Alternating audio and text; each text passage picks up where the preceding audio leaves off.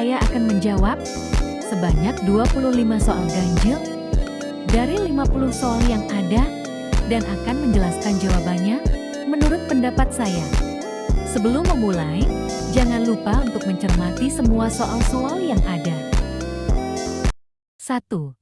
Pembahasan dan pertukaran pendapat mengenai suatu hal dengan saling memberi alasan untuk mempertahankan pendapat masing-masing disebut A. Debat, B. Dialog, C. Wawancara, D.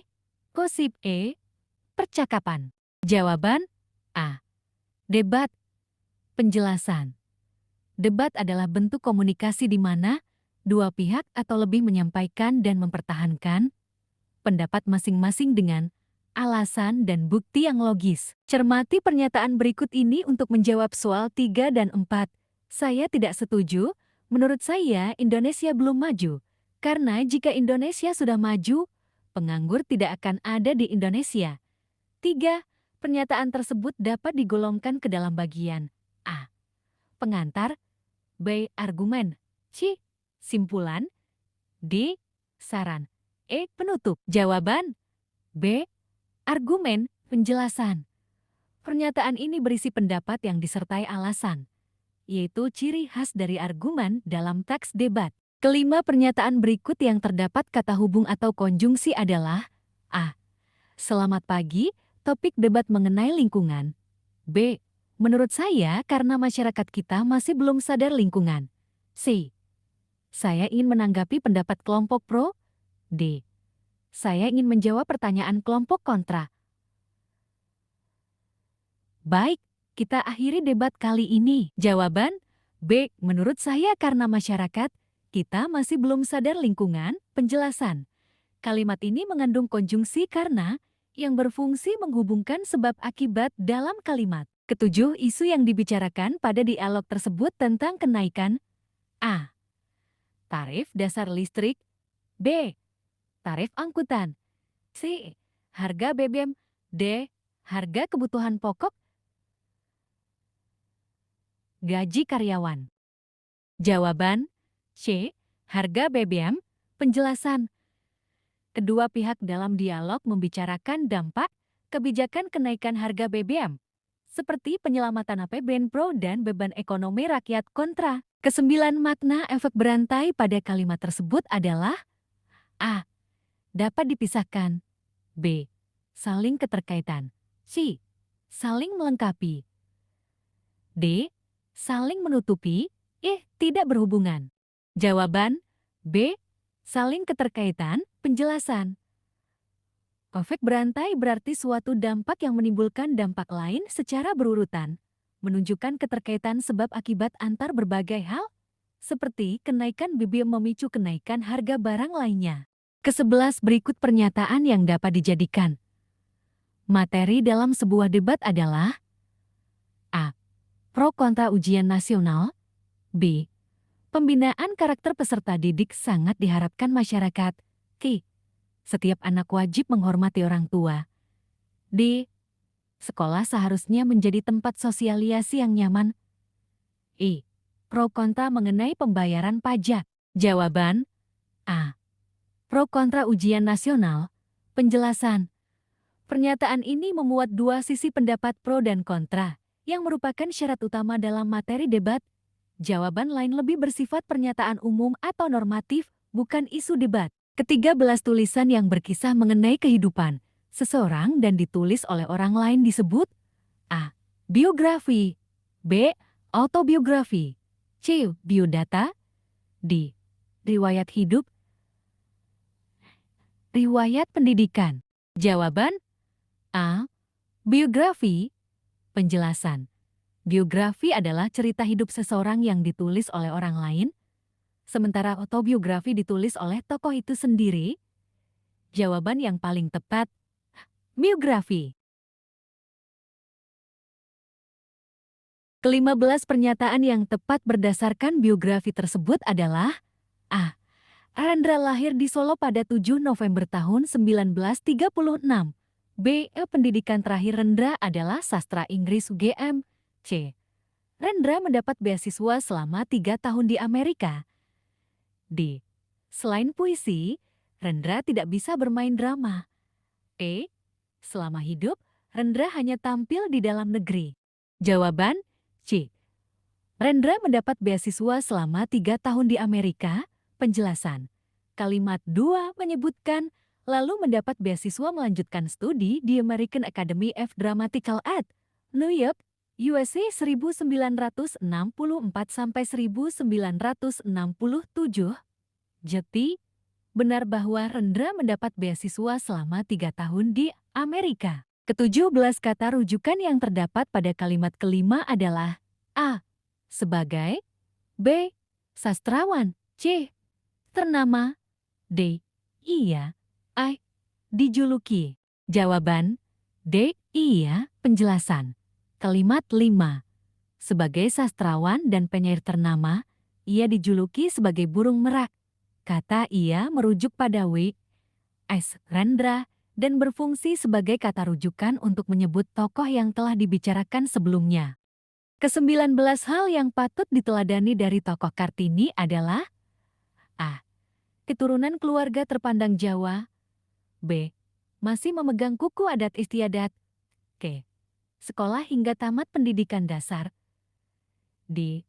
Keinginan haus akan ilmu pengetahuan. Ayahnya tidak memberikan izin melanjutkan sekolah. D. Keinginan haus akan ilmu pengetahuan. Kartini dikenal karena semangatnya dalam menuntut ilmu meskipun dibatasi oleh adat dan tradisi saat itu.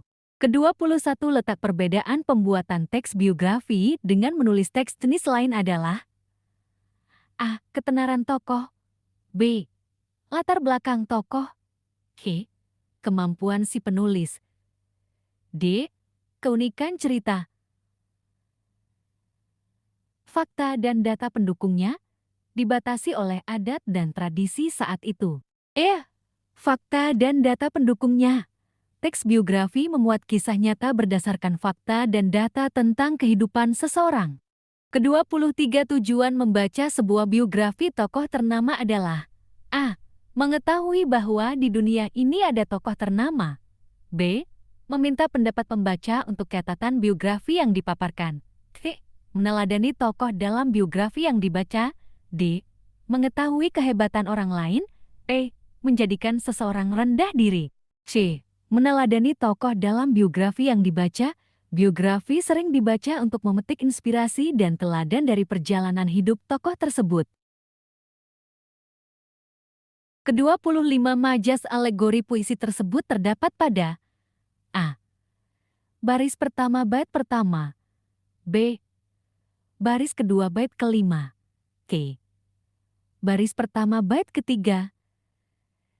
D. Baris kedua bait kedua. A. Baris keempat bait keempat. Jawaban yang paling tepat adalah C. Baris pertama bait ketiga, karena disitulah dimulai perumpamaan kompleks dan simbolis yang membentuk majas alegori. Ke-27 cermati ciri-ciri puisi lama berikut. Tiap bait terdiri atas 4 baris, larik baris pertama dan kedua disebut sampiran baris ketiga dan keempat disebut isi tiap baris terdiri atas 8–12 suku kata. Bersajak api-api. Ciri-ciri tersebut adalah puisi lama jenis A. Pantun. B. Syair. C. Karmina. D. Talibun. E. Seloka. Jawaban A. Pantun. Penjelasan. Pantun terdiri dari 4 baris, bersajak, AB-AB. Baris 1–2 adalah sampiran, baris 3–4 adalah isi, dan tiap baris 8–12 suku kata. Ciri ini hanya dimiliki pantun, bukan jenis puisi lama lain. Ke-29 berdasarkan cirinya, puisi lama tersebut termasuk jenis A. Mantra. B. Pantun. C. Seloka. D. Talibun. I. Syair. Jawaban B. Pantun. Penjelasan singkat. Ciri-cirinya 4 baris, bersajak AB-AB, ada sampiran dan isi, itu khas pantun. Ke-31 lari ku dengar piano itu berdenting, garing disebut A.